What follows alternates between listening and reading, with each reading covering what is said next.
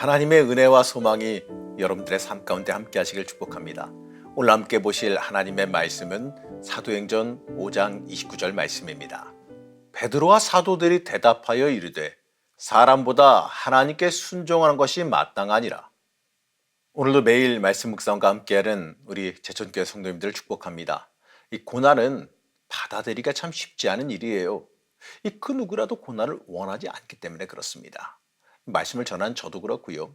지금 말씀을 함께 나누는 모든 성도님들도 절대로 고난을 원하지 않으실 겁니다. 하지만 이 고난이라는 것이 우리 마음대로 할 수 있는 일이 아니에요. 이 고난에 대해서는 이러한 말이 있습니다. 이 진주를 간직한 조개는 아픔을 겪은 조개이다. 이런 말입니다. 이 진주는 우리가 보석으로 여기며 이 진주 목걸이나 진주 귀걸이 이런 것에 이 장신구로 많이 사용하죠. 하지만 이 진주는요, 조개가 이 고난을 이겨낸 결과물입니다. 이 진주는 조개 안에 들어간 불순물에서 시작합니다. 이 조개 입장에서 자신을 아프게 하는 불순물이에요. 그래서 그것에게서 자신을 보호하기 위해서 스스로 그 불순물을 코팅해서 감싸게 됩니다. 그런데 그것이 우리가 보기에는요, 너무나도 아름다운 보석으로 여겨지게 되는 거예요. 그래서 이 말은 사람이 역경을 극복함으로써 더 가치 있는 것을 얻을 수 있다는 식의 의미로 쓰입니다. 맞습니다. 저는 이 말이 이 성도와 고난의 관계를 잘 설명해 준다고 생각합니다. 이 성도의 믿음은 오히려 고난과 환난 가운데 더 잘 드러나기 때문에 그렇습니다. 그렇기 때문에 이 영적인 생명이 있는 복음은 오히려 이 고난의 시기에 더 성장하게 됩니다. 교회도 그렇습니다.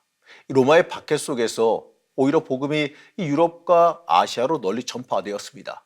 그렇기 때문에 이 성도에게 있어서 고난과 환난은 하나님께서 주실 영광과 복의 시작입니다.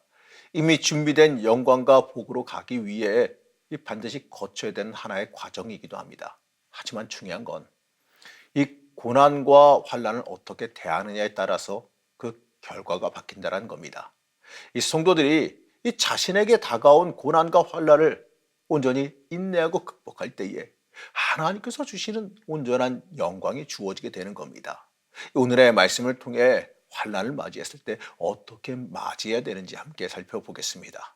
먼저 우리는 이 환난 중에서도요, 하나님께 순종해야 됩니다. 당시 유대 사회의 가장 권위 있는 사법기관이자 의결기관인 이 산헤드린 공회가 이 사도들에게 예수의 이름으로 가르치지 말라고 명령합니다. 28절 말씀 보시겠습니다. 이르되 우리가 이 이름으로 사람을 가르치지 말라고 엄금하였으되 너희가 너희 가르침을 예루살렘에 가득하게 하니 이 사람의 피를 우리에게로 돌리고자 함이로다. 너희가 예수를 가르치는 것은 자신들을 공격하는 의도니까 하지 말라라고 명령해요. 하지만 베드로와 사도들은요, 이들에게 강력하게 답변합니다. 29절 말씀입니다. 베드로와 사도들이 대답하여 이르되 사람보다 하나님께 순종하는 것이 마땅하니라. 맞습니다. 우리는 사람의 소리가 아니라 하나님의 말씀에 순종해야 됩니다. 여기서 말하는 순종하다는 말은 이 원어적으로는 이 만족시키다, 신뢰하다, 의뢰하다란 뜻과 새롭게 시작하다는 뜻이 합쳐져서 만들어진 단어입니다.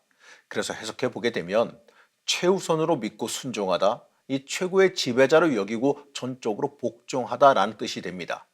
이 표현을 통해서 이 당시 제자들이 이 어떠한 환란이 오더라도 그 환란에 개의치 아니하고 하나님 말씀 앞에 순종했을 것을 우리가 예상할 수가 있습니다.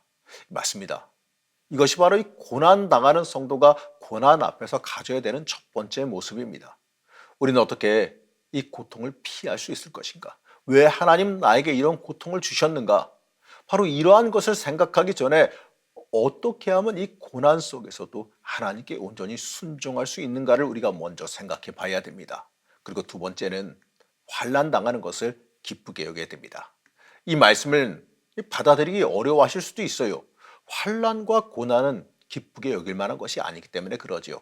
하지만 우리는요, 오늘 말씀 속에 등장하는 사도들의 모습을 주목해 봐야 됩니다.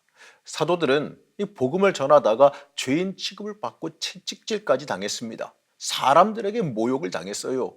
하지만 이들은요, 오히려 이것을 기쁘게 여겼습니다. 사도들은 이 환난 당하는 것을 오히려 복으로 여기고 기꺼이 받아들였습니다. 예수님께서도 산상수훈에서 이 그리스도로 인하여 핍박을 당하면 기뻐하고 즐거워하라라고 말씀하셨습니다. 사도들은 이 진리를 깨닫고 실천했어요. 복음을 위해 우리가 쓰임 받는다는 것, 사실 우리가 그 복음을 위해 쓰임 받는다는 것 그 자체가 복임을 깨달았기 때문에 그렇습니다. 여러분, 우리는 무엇을 위해서 존재합니까? 우리가 하나님께 복 받아야 되는 이유가 무엇입니까? 내가 무엇을 위해서 구원받았습니까? 우리는 이러한 영적인 이 참된 본질을 잊지 말아야 됩니다. 그렇기 때문에 우리가 복음을 위해 이 그리스도인으로서 온전히 서기 위해 받는 그 고난과 환난을 기쁘게 여겨야 됩니다. 우리가 이렇게 환난을 복으로 알고 기뻐한다면 오히려 그 환난을 통해 하나님께서 이루실 놀라운 은혜와 복을 체험하게 될 겁니다.